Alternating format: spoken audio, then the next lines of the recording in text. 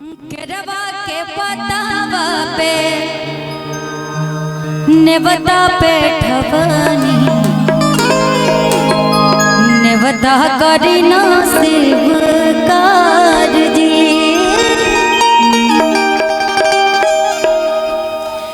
लिहना राघ मोरे आदित्य को सैया हो बरती के सुन ली पुकार हो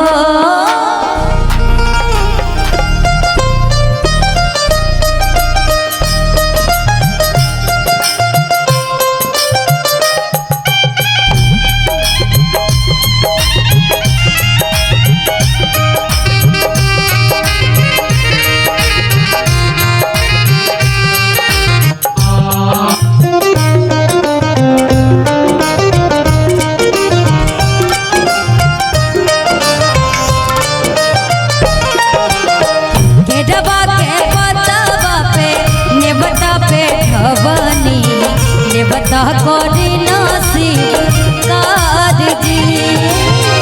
लिहना राघ मोरे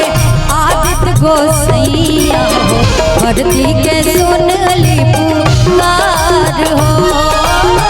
केरवा के पतावा पे नेवता पे ठवनी नेवता करी ना शिवकार जी।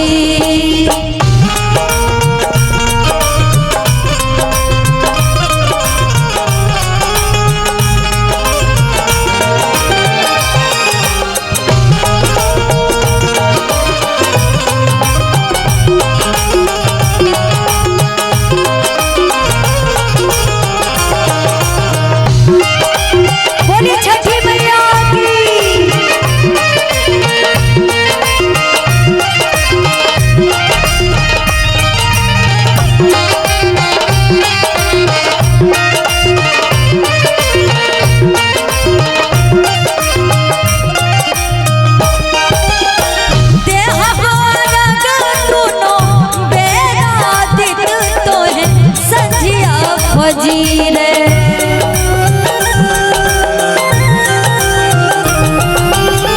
तू देके मांगा बसीस गंगा के तीरे